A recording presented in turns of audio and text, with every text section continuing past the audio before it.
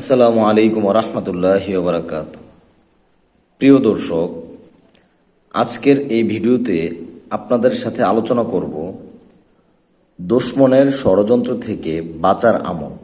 অর্থাৎ এই দোয়াটি যদি আপনি করেন, খুবই ছোট্ট একটা দোয়া।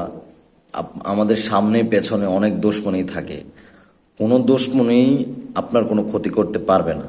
দেখেন, এইটা আমার কথা নয়, এইটা হাদিসের কথা। ভিডিওটি দেখতে থাকুন, আমি সবকিছু এখানে আলোচনা করতেছি।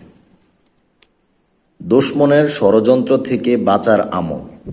উচ্চারণ: ওয়ায়াফাবিদু আমরি ইল্লাল্লাহ ইন্নাল্লাহা বাসীরুম বিল ইবাদ। দেখেন, এইখানে বাংলাও দেওয়া আছে, আরবিও দেওয়া আছে। যার যেটাতে বুঝতে সুবিধা হয়, যেটাতে পড়তে সুবিধা পাবেন, এইটাতেই পড়বেন। এই দোয়াটির অর্থ হচ্ছে, আমি আমার ব্যাপার আল্লাহর নিকট অর্পণ করেছি। আল্লাহ বিশেষ দৃষ্টি রাখেন তার বান্দার প্রতি। সূরা মুমিনুন আয়াত নাম্বার 44।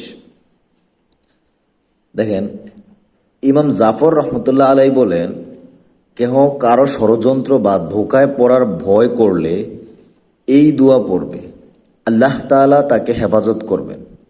কিতাবুল আজকার। দোয়াটি আবার দেখুন, ওয়ায়াফাবিদু আমরি ইল্লাল্লাহ ইন্নাল্লাহা বাসীরুম বিল ইবাদ। অর্থাৎ এই আমলটি বেশি বেশি করার চেষ্টা করুন। ইনশাআল্লাহ আপনার যেই কোনো দুশমনই, সামনে হোক পেছনে হোক, যেইখানেই হোক না কেন, কোনো দুশমনই আপনার কোনো ষড়যন্ত্র করে আপনার ক্ষতি করতে পারবে না। ইনশাআল্লাহ আমরা এই আমলটি বেশি বেশি করার চেষ্টা করব। ভিডিওটি ভালো লাগলে শেয়ার করে দিয়ে অন্যজনকে দেখার সুযোগ করে দেন এবং চ্যানেলটাকে সাবস্ক্রাইব করে সঙ্গে থাকবেন।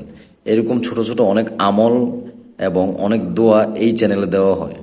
আসসালামু আলাইকুম ওয়া রাহমাতুল্লাহি ওয়া বারাকাতুহু।